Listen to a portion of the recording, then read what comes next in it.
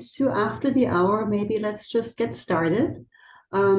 It's my pleasure to introduce and welcome Dr. Willis to our Stanford ADRC Distinguished Speaker Series 2023 already. Dr. Allison Willis is an associate professor in the Department of Neurology and Epidemiology at the University of Pennsylvania. Dr. Willis is a movement disorder neurologist with training in analytical and spatial epidemiology, pharmacoepidemiology, and health outcomes, with a focus on health disparities. And so that's why we invited Dr. Willis. I saw her last May at the Movement Disorder Congress in Miami, and I thought it would be fantastic to have her, invite her, and to give us so for her to present her perspective on health disparities. Dr. Willis wears many different hats at UPenn. She is a senior fellow in the Leonard Davis Institute for Health Economics, a faculty scholar in the Center for Clinical Epidemiology and Biostatistics, core faculty in the Center of Pharmacoepidemiology Research, the co-director of the Translational Center of Excellence for Neuroepidemiology and Neurology Outcomes Research, the co-director of the Resource Center for Minority Research, and last but not least, the chief of neurology at the Philadelphia VA Medical Center. And her talk, I think she changed the title a little bit, but the gist is the only way out is through future directions in neurodegenerative disease health disparities research. Dr. Willis, the floor is yours. Thank you so much. Thank you so much for that wonderful introduction and for inviting me. It has been a wonderful afternoon getting to know your group and getting to know some of the outstanding work that you're doing at your ADRC. It is truly exceptional and has great potential to really advance the way we think about neurodegeneration and the many contributors to it. You're absolutely right. I did change the title just a little bit. You can blame my memory or lack of sleep, or we can say that the title evolved a little bit as I am going to ask all of you all to join me as we talk about the evolution of our thinking about Parkinson's disease and outcomes. So thank you so much. Let me make sure this goes right again. So thumbs up if you just see my screen and not my notes. All right. So the only way out is through comes from a phrase that my great-grandmother used to say, and it's an old African-American Southern saying that is meant to emphasize the fact that sometimes you can't get rid of hard times. You just have to experience, endure it, grow through it, and learn from it. So this is the evolution of health equity-centered movement disorders neuroepidemiology, but it's also for the trainees, some of whom I had the privilege of chatting with earlier today, a story of the evolution of a health equity-centered movement disorders neuroepidemiologist, which is me. All right, so I like to start off with this picture because it emphasizes how my thinking has changed and how our collective thinking has changed in the way we think about scientific research. So, of course, like many of you, I grew up learning, the mantra bench to bedside. And it wasn't until I started to care for patients as a neurology resident that I realized that there was another part of the loop, and that loop was the population. So like most of you, what I really would love to see is what our colleagues discover at the bench and then test at the bedside really eventually reduce disease burden and improve outcomes for large numbers of people.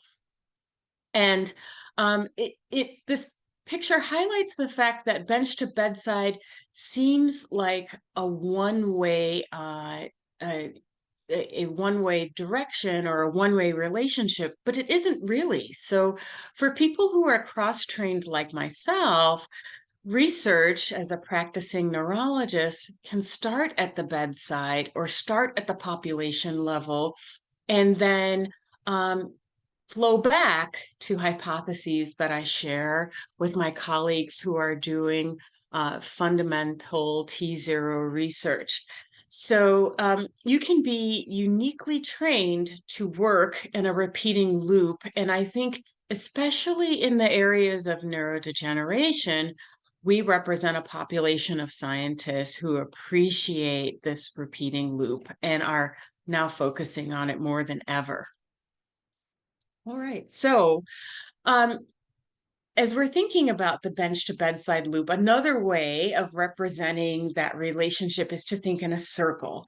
And so here's the classic translational research life cycle, which begins at T0, where a scientist is asking, how does the neurological system work in disease or in health?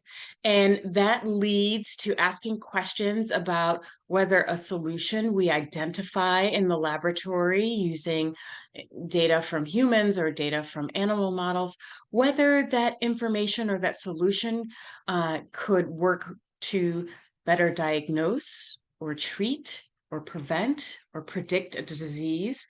So these are feasibility studies and safety studies. It's pilot testing of surveys or biomarkers or diagnostic tests or clinical scales. And then you move on to T2 work, which asks the question, well, could the solution we identified actually work in our population? And these are those randomized controlled trials that we work together on. And it asks the question whether an intervention or medication works. And I am in particular, I identify as a T3, T4 translational scientist. And most of my work works in these areas where we're asking questions like, well, can we reliably deliver an efficacious treatment in practice? And there can be many reasons, some of which we'll talk about today, for why we may not be able to deliver proven therapies to people who need them and to a large number of people. And then T4 work measures the impact of our scientific knowledge that we are all acquiring together on human health and disease burden. And it measures the impact of a given treatment on the health of a population. And it thinks about things such as like hospitalization or survival and quality of life. So I'm going to follow focusing on examples of my T3 and T4 work, but it's through the lens that began with T0 work. All right, so for epidemiologists, T0 work is really that basic science of public health that asks the question whether a particular risk factor or a particular factor conveys risk for a disease. And so when I was a fellow, I began training to understand and participate in research that examined whether environmental factors were associated with a greater or lesser risk of Parkinson's disease. And one of the questions that we came to was, how common is Parkinson's disease? And so, as any diligent fellow, I did a bibliography search or a PubMed search, and I discovered that depending on the sample source, the estimates for Parkinson's disease were very different. And also that depending on which source you used for case ascertainment, the race or ethnic category that was most at risk of having Parkinson's disease varied significantly as well. For example, a sample drawn from Harlem, New York, reported that Black males had the highest risk of Parkinson's disease, whereas a sample drawn from Los Angeles, California, county reported that persons identifiable as Hispanics had the highest risk of Parkinson's disease. So for my friends who are familiar with St. Louis, one day on a run through Forest Park, I came up with the idea of using Medicare claims to examine the burden and distribution of Parkinson's disease diagnoses in the United States. And the Medicare program, as you may know, provides health insurance to 97% of the US population. So we performed this census study of all Medicare beneficiaries, and we found something that was unbelievable and would change and direct the next many years of my career, ultimately allowing me to find my passion. We found that Parkinson's disease diagnoses were much higher than previously reported in those other studies, and that the number of Americans treated with Parkinson's disease was really high. So here, previous estimates like the ones NIH used to determine funding for Parkinson's disease research suggested there were 40 to 60,000 new cases per year. We estimated or counted actually that there were over 138,000. So this was surprising, astounding. Some felt it was blasphemous. And so we spent a lot of time trying to figure out what this meant. And it taught us a lot about disparities and health equity in the country. The other thing that we found is that there seemed to be clustering. So remember, I just mentioned that I was looking for environmental risk factors for Parkinson's disease, and part of that training was in spatial epidemiology. And so we described this initial hotspot in Parkinson's disease going right down the middle of the country where the predicted incidence was much higher than would be expected randomly. And I still to this day get really interesting emails with hypotheses about why. I'll tell you, I don't know why. But this was very inspiring, shocking, interesting. And so in pursuing the answer to the question, why does your data look so different? We learned a lot about Parkinson's disease care and outcomes in this country. So we dug a little deeper, and we reported using Medicare data that there was a sex difference in diagnosis of Parkinson's disease with across race groups, males being diagnosed more frequently than females. And this has been reported in multiple populations, multiple studies. And so that wasn't very surprising. But what was surprising is that we found for both males and females, there seemed to be a slight difference in the incidence, after adjusting for age, of Parkinson's diagnoses across race and ethnic groups, with whites having the highest incidence rate, followed by Hispanics, followed by Blacks and Asians. And so we began to wonder what this could mean. What we found, as I will show over the next several slides, but I'll start with addressing the male to female ratio. So this is something that comes up as usually a question in my talks, and it's worth spending some time on. So I think it's generally accepted that male sex is a biological risk factor for Parkinson's disease. And although there hasn't been, in my opinion, enough research to disentangle the biological mechanisms, we do observe this across multiple countries, multiple birth cohorts, multiple studies, and we at least have some evidence that suggests that there's a biological component to it, in that women who enter menopause prematurely have a risk of Parkinson's disease that rises to the level of that of men. So there's something there. We need more research that's focused on um, the biology of being a female, being protective against this type of neurodegeneration. But women are also super survivors in the United States as compared to men. And so when you consider the fact that older men are outnumbered by older women in the United States, the the burden of Parkinson's disease in the US is pretty close to evenly split. So I'm going to say that one more time.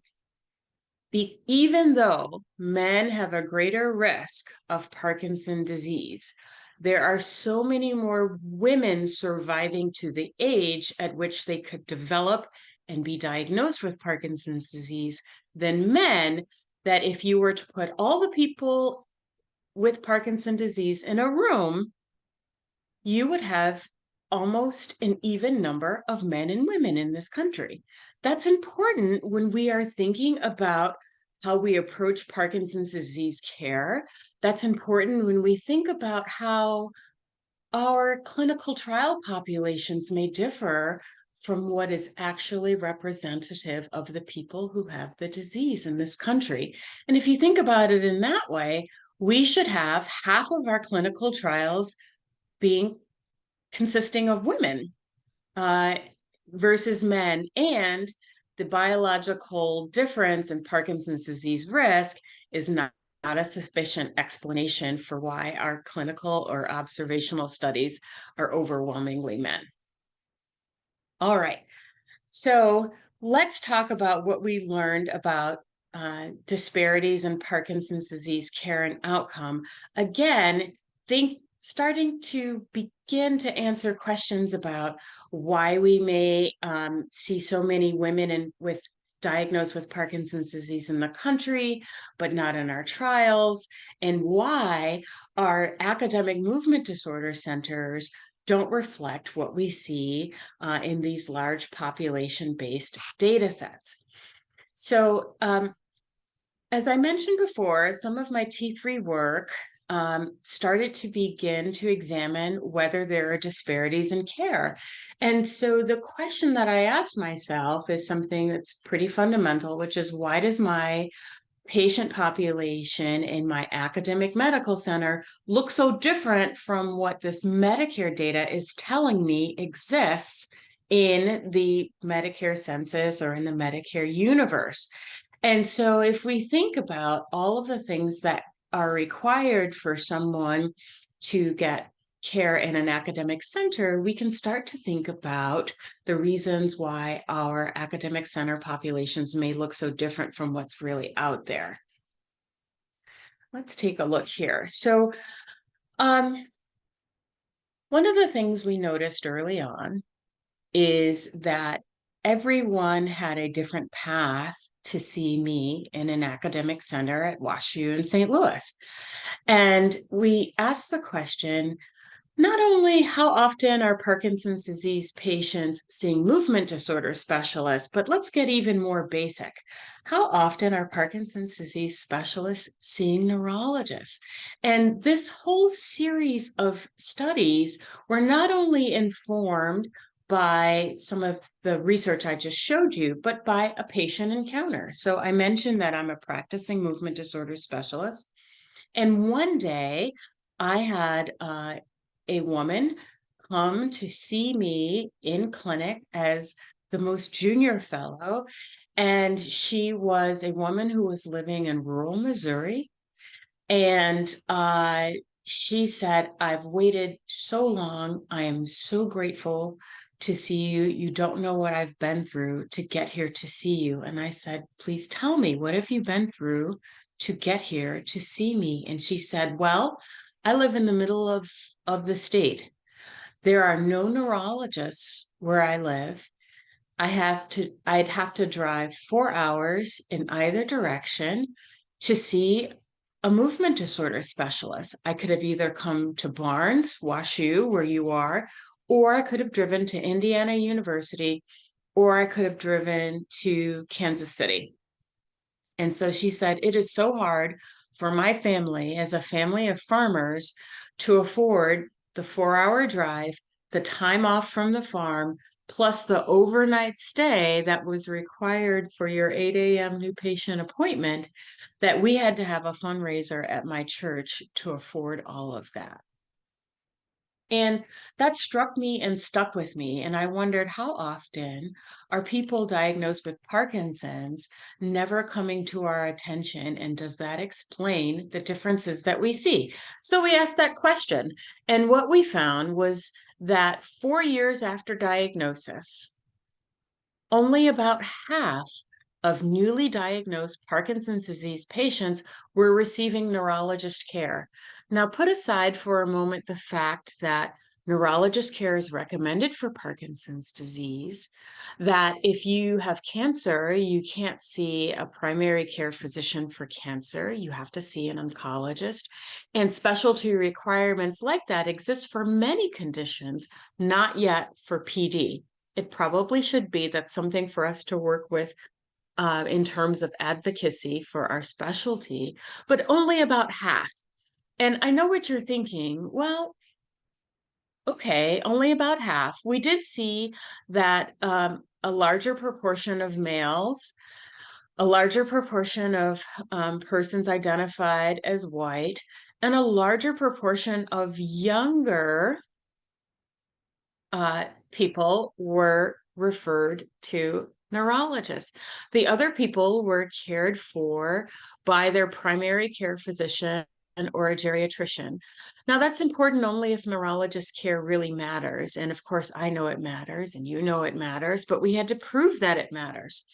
So in a series of studies, we showed that neurologist care was not only associated with sort of improved survival when you engaged with a neurologist from the beginning, but even if you were someone who didn't have neurologist care until after you'd had a sentinel event, something that a neurologist could prevent, like a urinary tract infection not being recognized, a fall with a fracture from undertreatment of motor symptoms, an adverse drug event from mixing two medications that don't work well in Parkinson's disease. We showed that even when a neurologist came on board after something preventable with neurologist care had happened, that person would then resume a trajectory of improved health, improved outcomes, improved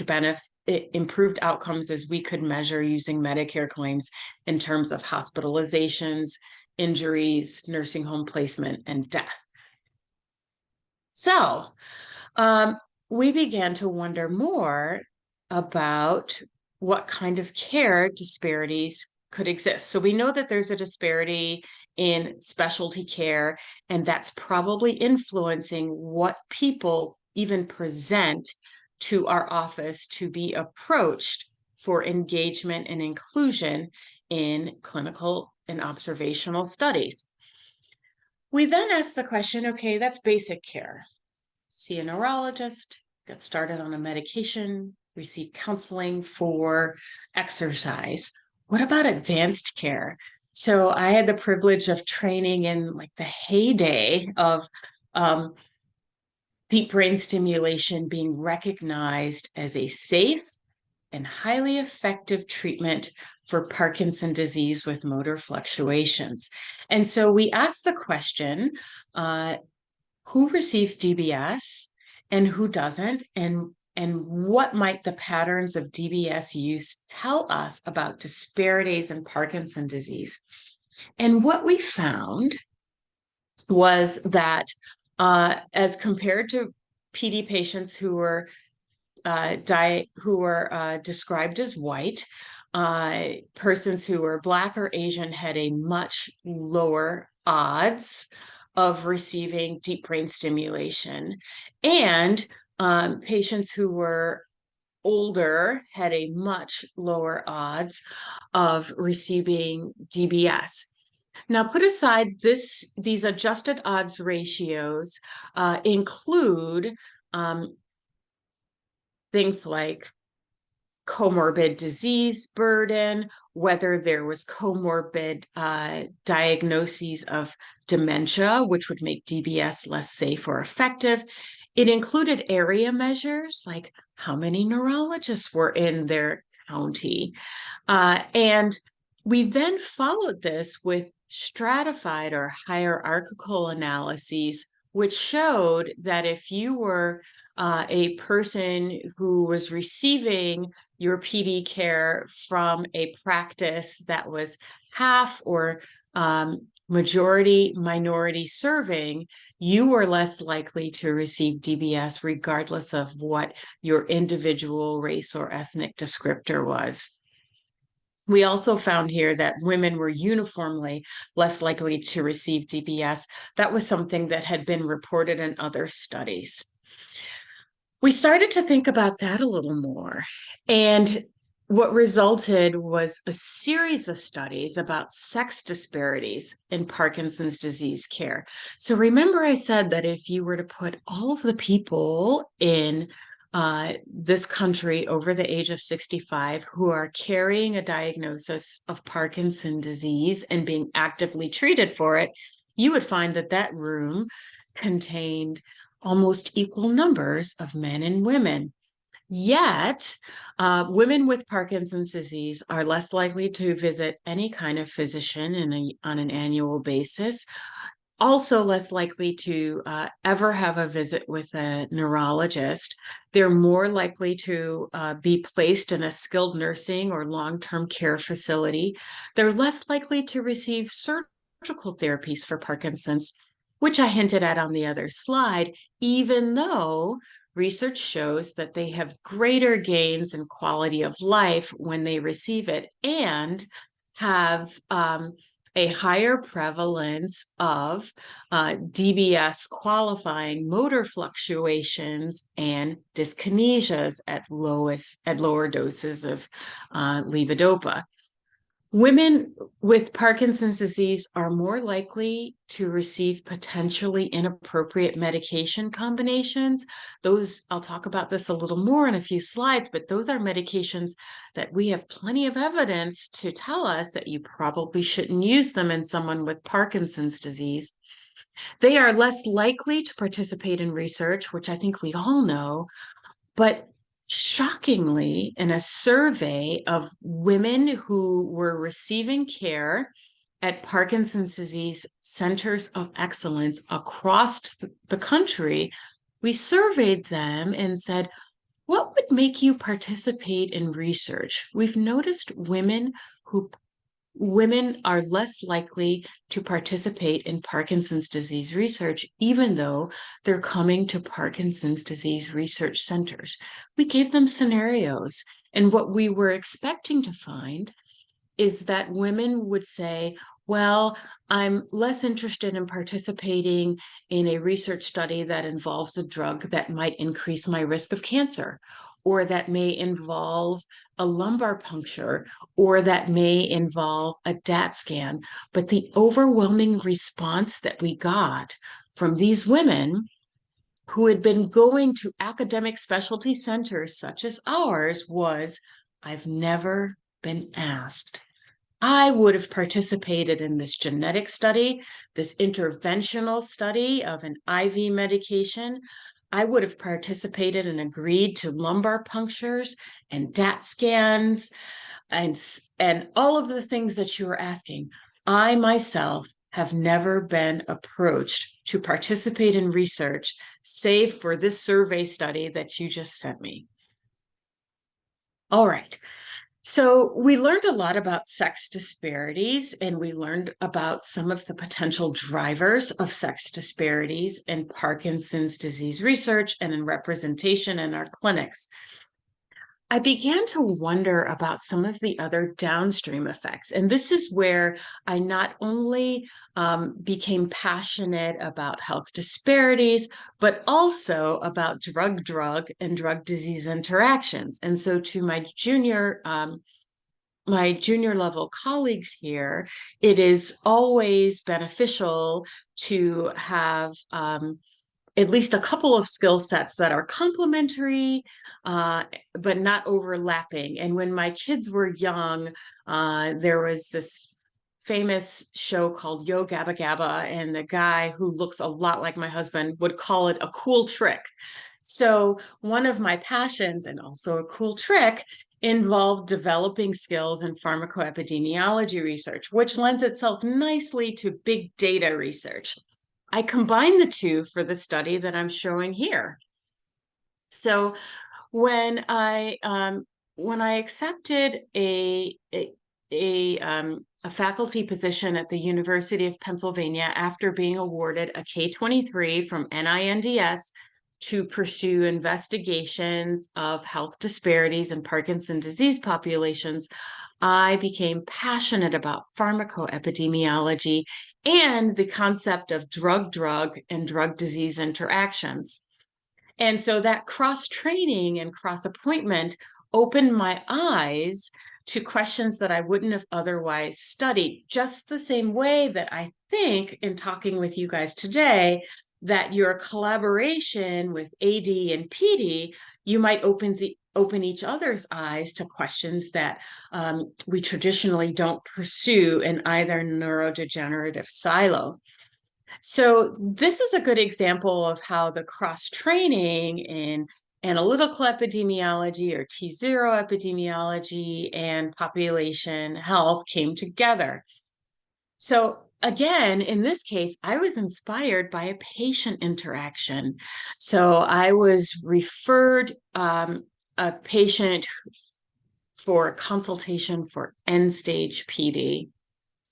And based on my cross-training in geriatrics and neuroepidemiology, in pharmacoepidemiology, I saw that this person was being prescribed several CNS acting medications that were high potency anticholinergic medications, which were well known in the aging and geriatric specialties to be avoided and have clinically significant effects on gait and cognition.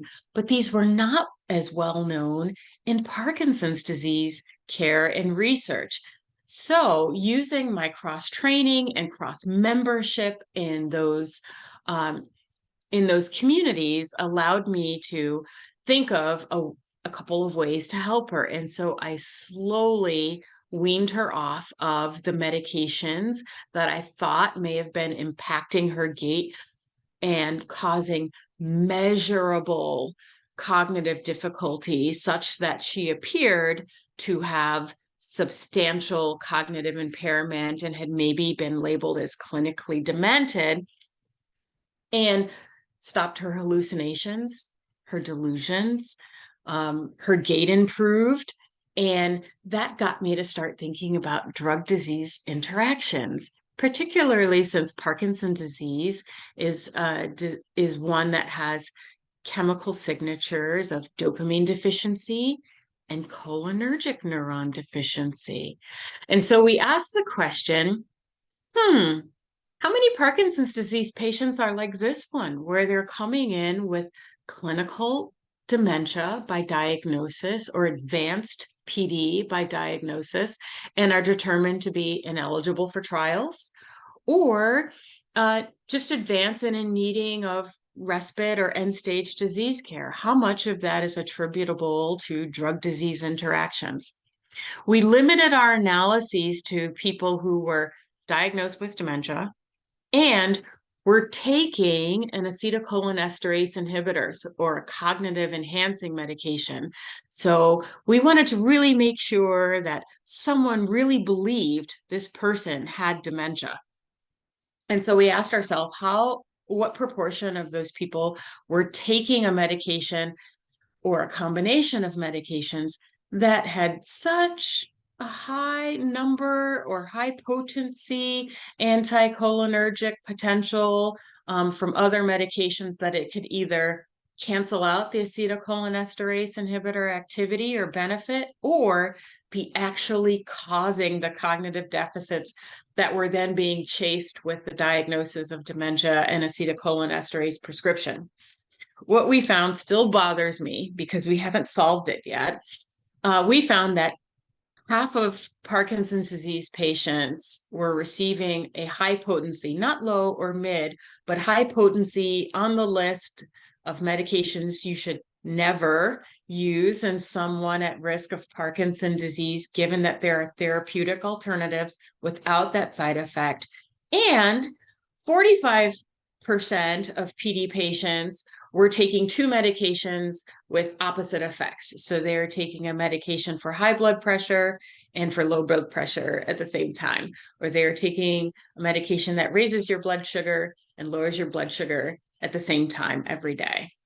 So pulling back into my geospatial or spatial epidemiology skill sets, I wondered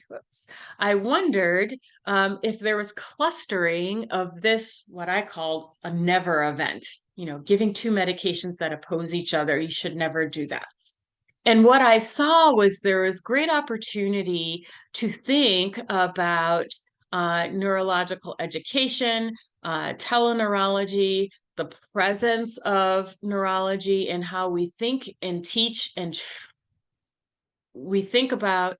teach about and treat Parkinson's disease care in this country, because there were areas with very high proportions of PD patients with dementia who are receiving these two medications that could cancel each other out. All right.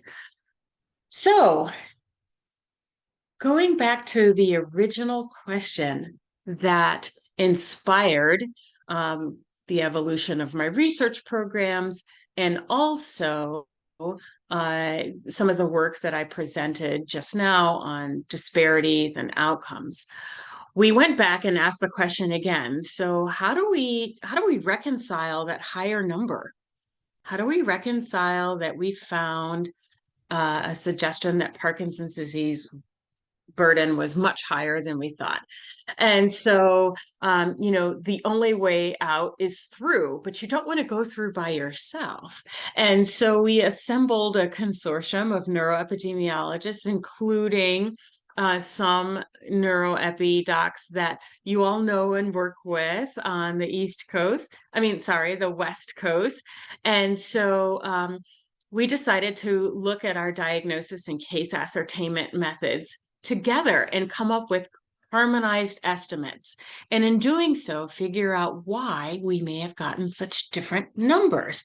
And so this is what we found. So lining all of the study populations, study data sets, diagnostic criteria together, from the Honolulu Aging Study, Kaiser Permanente, North California, the Rochester Epidemiology Project, Ontario's version of Medicare, which is Universal Claims-Based Administrative Database, and the Medicare program. What jumped out to us right away was that we had different levels of diagnostic certainty for Parkinson's disease, and that was a major driver of the different estimates that we were obtaining. But we also found that the specialty center-based data sets had much higher numbers of patients from low-risk groups, meaning younger onset disease patients. And so that tended to drive their incidence estimates way down.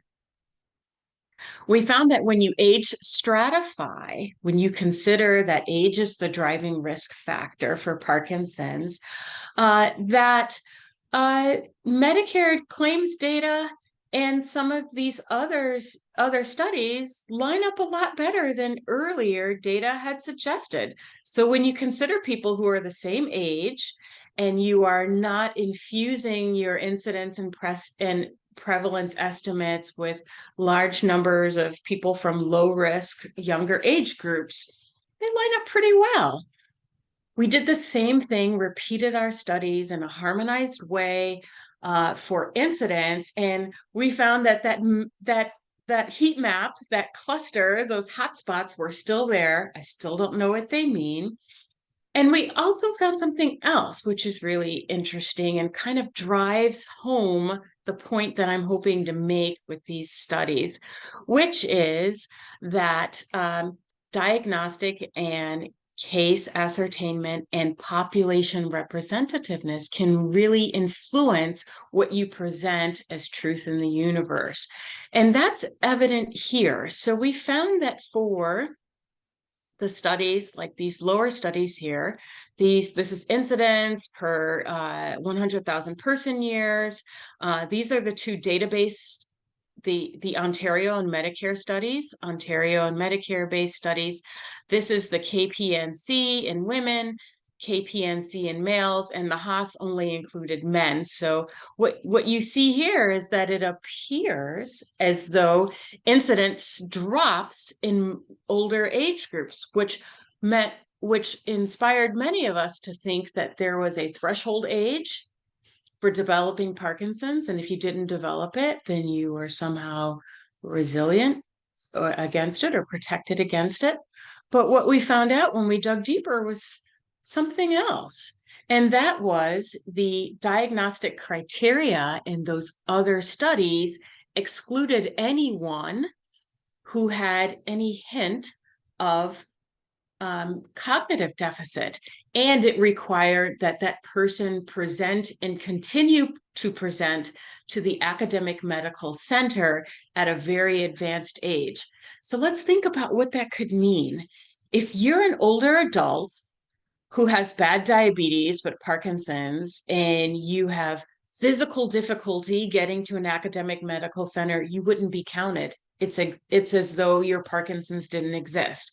If you're an older adult who has hypertension and therefore has cerebrovascular disease and you have cognitive problems at an older age, your Parkinson's disease would be counted as non-existent. If you're an older adult who has co-pathology from Alzheimer's type dementia, you would have been screened out and counted out of those studies.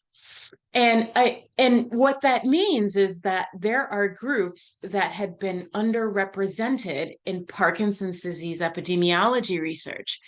And putting everything I've presented so far together, those groups are women, older adults, minorities, people who live in rural areas, people who have average age and average education, people who have confusing comorbid conditions, those that cause gait troubles from a busted knee, vertigo, a history of stroke, neuropathy, conditions that cause cognitive problems, alcohol abuse, taking medications that cloud your thinking, like benzodiazepines or Z drugs or anticholinergic drugs like paroxetine or oxybutynin. All of those would have resulted in measurable problems with thinking that was either reported or measurable, which could disqualify you from a Parkinson's disease diagnosis or participation in a Parkinson's study.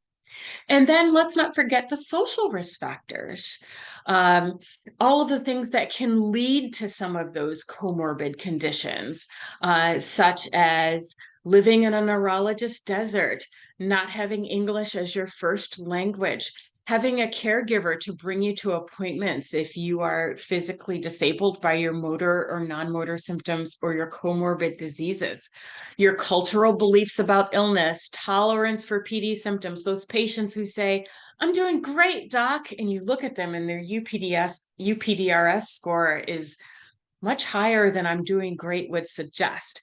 And then also cultural expectations for how you're supposed to move or be able to move or how you're supposed to feel as you get older. All of those things contribute to whether someone with Parkinson's disease ends up in your clinic and ends up in your study. All right.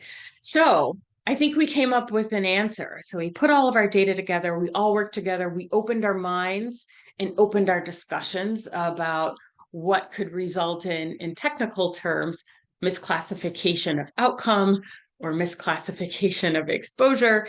And we decided together that Parkinson's disease is more common than previously thought.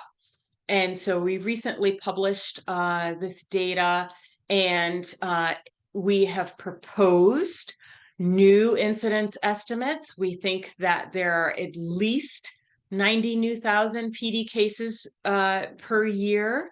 And that's much higher than the prior cases. And we think that Parkinson's disease is much more prevalent. So please expect your NIH, the NIH and AAN and ANA, please expect all of those to be updated. And if they're not updated, like let them know, hey, did you see this great paper? You know, Parkinson's disease, it's all these doctors from across the country who harmonized their data. And, you know, these are new estimates. Okay. So when I reached that point, it was around the same time that you and me and all of us were experiencing the pandemic, and we were experiencing, we were encountering really strong and visual instances of social injustice, and we were starting to unlearn the way that we'd been trained to view each other and view ourselves. And so I think this kind of sums it up well. So this was right around the time I got tenured, and I started thinking that my job was bigger than producing odds ratios and maps, although I love them. And I started to wonder about what more can be done and what was my greater role in as a clinician researcher. And fortunately, I had plenty of friends at the American Neurological Association who agreed with me. And so we came together to think about how issues of inclusion, diversity, racism, and social injustice were impacting our science, not just how we felt, not just how we engaged with each other, but our science. And so I'm going to spend the last few minutes giving you some concrete ways of thinking about how DEI and barriers to it impact your science.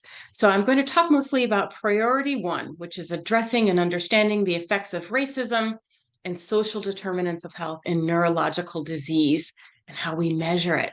So the most common framework for examining social determinants of health is the Dahlgren and Whitehead model, which tells us that the conditions in which people are born and work and grow and age impact health outcomes.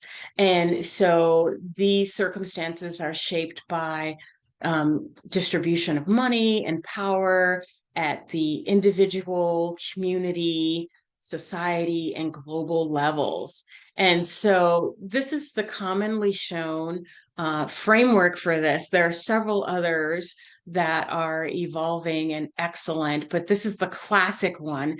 And I bring it up because it nails down the idea that there are influences on health that have nothing to do with biology and have nothing to do with genetics, at least at a most basic level. But there's one thing that's missing from this. There are two things that are missing from this model, and I'm going to show them now. The one thing that's missing from this model is discrimination.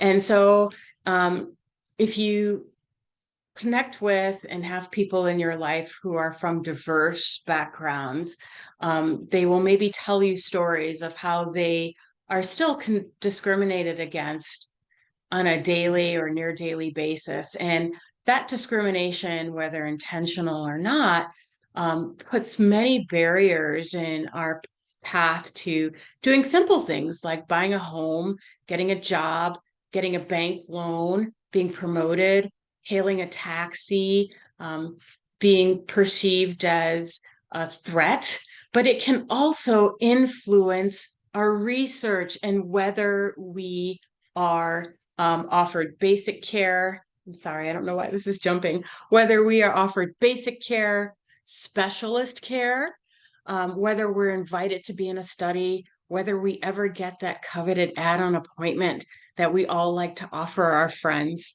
to help them out. But the overarching issue about discrimination is not only seen in whether it results in someone being in your study or not, but it impacts medical care quality, which produces measurable changes in neurological health.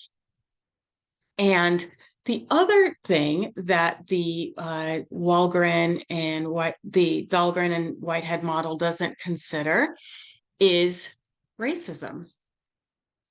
And it's okay to acknowledge that there's a history without blaming any of us who is living and moving forward from that history. But segregation and race-based segregation is an enduring legacy of slavery and servitude in this country. And what I'm showing you here are just a couple of examples in medicine, in the science that was associated with medicine in this country is not immune from that history. I recall as a child hearing my great-grandmother talk about hospitals that they could go to, hospitals that they couldn't go to. And so that was something very, very real for them.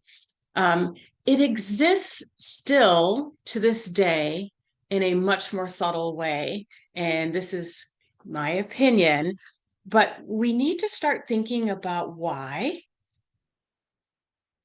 Our resident clinics, our satellite hospitals that serve low socioeconomic status populations differ so much in infrastructure and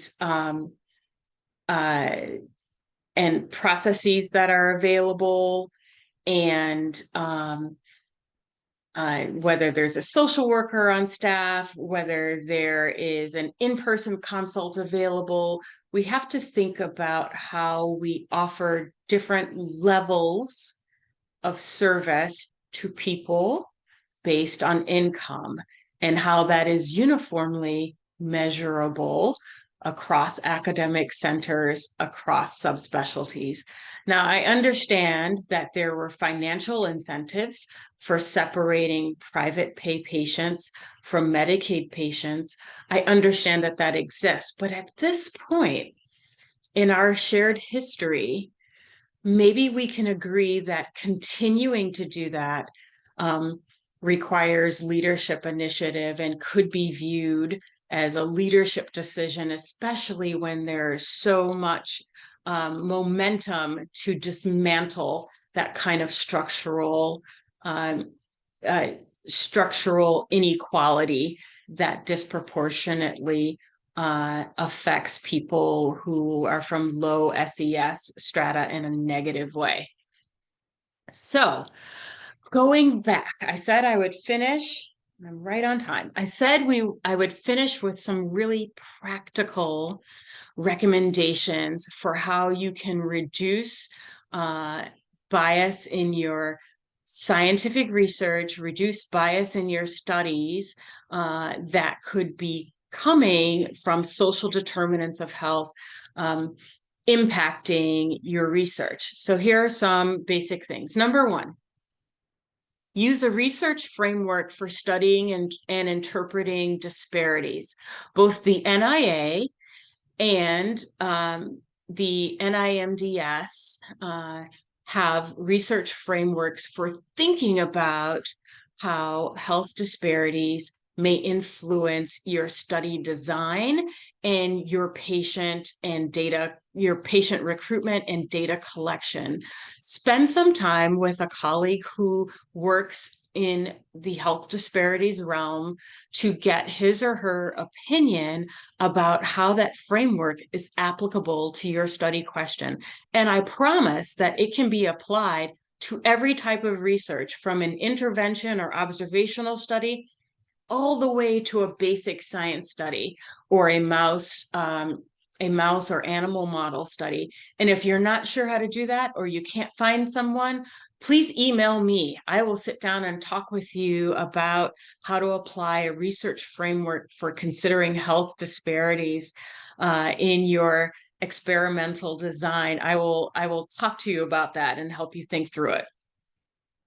For those of us who are focusing on patient data collection or clinical data collection, try to create bias selection for initial study recruitment. EHR make it possible, especially when you consider satellite hospitals, charity hospitals in your academic networks.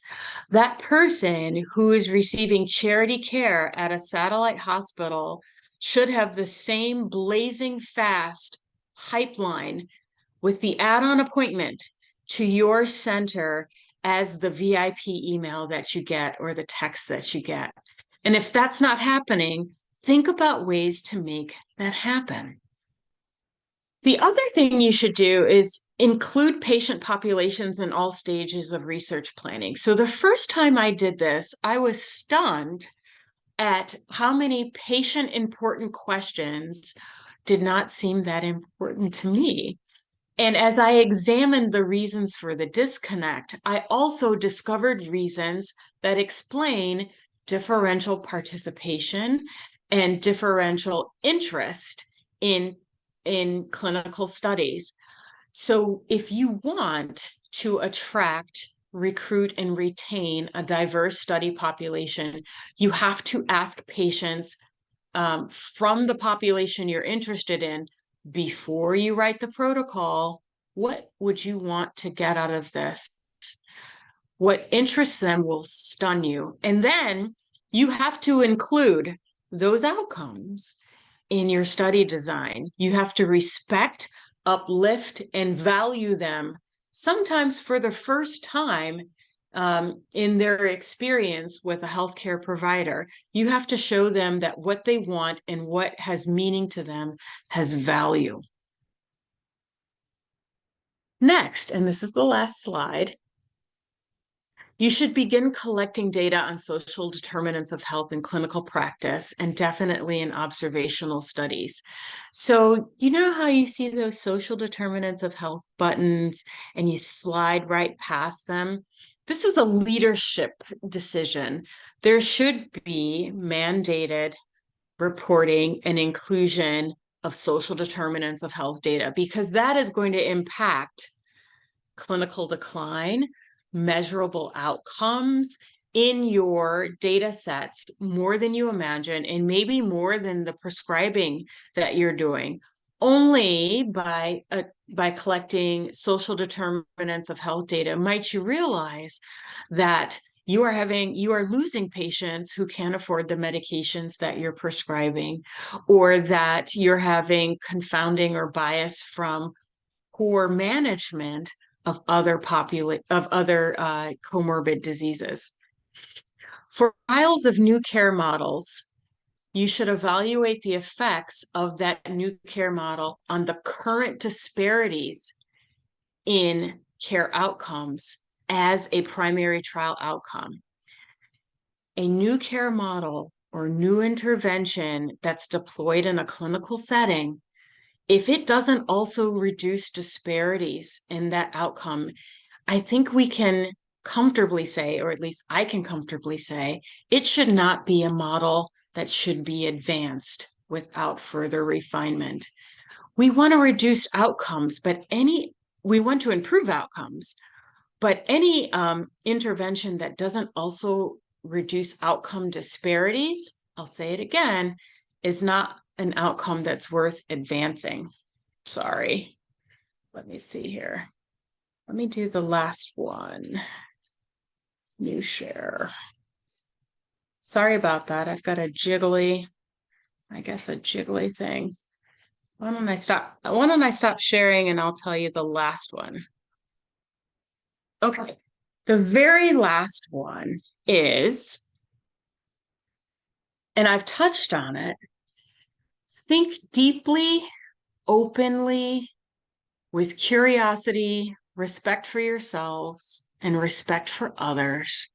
Think about the ways in which someone is able to enter into your patient population, to even come onto your radar, to be invited into a study. Think carefully about that. And you may find that some adjustments that can be highly impactful need to be done in order to recruit a much more representative population. That's going to include partnering with physicians who provide the majority of care to marginalized or low SES populations. And that might mean saying, listen, I value your patients and I value the work that you do the same way I value VIPs. Here's my cell phone number. If you think someone has Parkinson's, hotline them to me.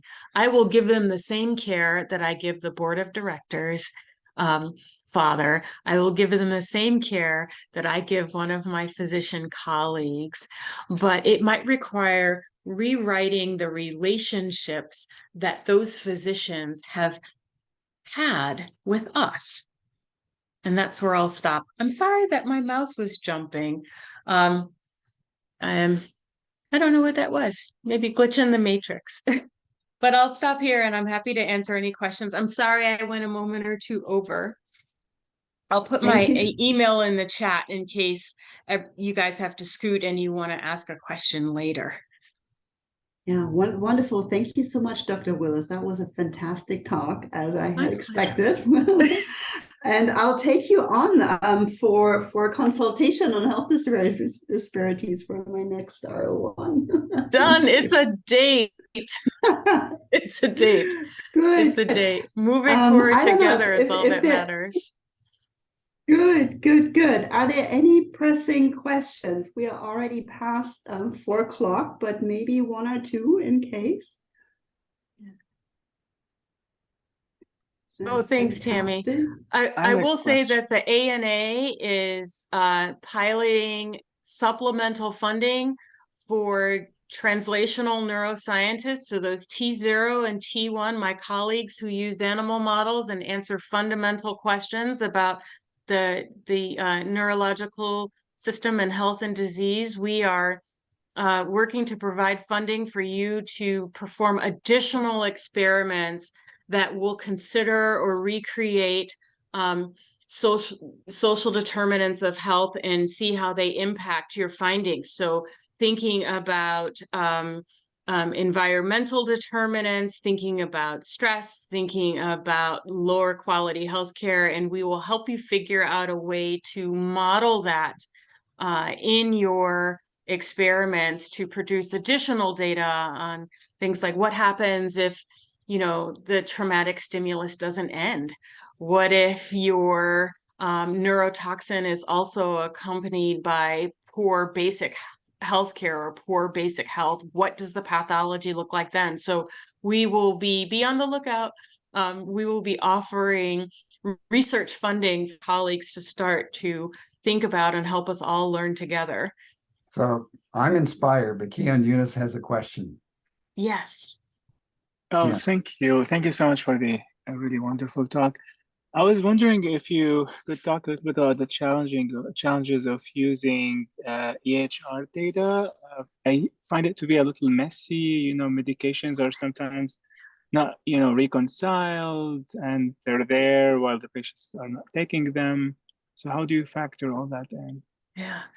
So you bring up, Kian, you bring up a great point, which is you always, when you're thinking about using EHR data or you're using it, thinking about using big data sets, you always have to think much more deeply, I think, about, I'll say it bluntly, the garbage in, garbage out risk, which means that there can be coding bias, omission bias, and EHRs, especially if you have, if you use a template, you can unintentionally like train your machine learning to understand the template from a single provider rather than capture truth in the universe. Some of the solutions that we're exploring at Penn is combining EHR data with small amounts of discretely captured data in a way so it's not supposed to be burdensome to our physicians and our nurse practitioners, and linking that to claims data. So you may be able to fill in some of those areas for error by combining the three. But I agree. One of the reasons that you don't see me doing natural language processing and machine learning on EHR data, presenting that, is that by itself, we worry a bit. But that what does exist with EHR, especially if we combine forces, is the potential to mitigate some of that bias by doing like multi-institutional health disparities studies, multi-institutional, multi-linked health disparities studies. We have research consortiums for neuropathology. We have research consortiums for cardiovascular disease. Maybe now is the time for us to develop research consortiums that are dedicated together to collecting data that can allow us to understand and disentangle the drivers of the impact of social determinants of health and medical on disparities and outcomes. Maybe that's what we should be doing moving forward, and I'm certainly open to it. Yes, Dina. Hello, and thank you so much for your inspiring talk. My question is as follows. So one side of the health discrimination is, or are providers, might be providers, but the other side might be patients themselves. So they filter their needs because they kind of got used to being ignored. I wonder whether you consider this fact in your model or in your studies. What a fantastic question. So it sounds like you're saying, well, there are two groups of beliefs that are entering into medical decision-making. There's the physician's beliefs about what the patient needs or wants or should be offered. And there's the patient's beliefs about what they want or need or should pursue in terms of treatments. And you have to try and consider both.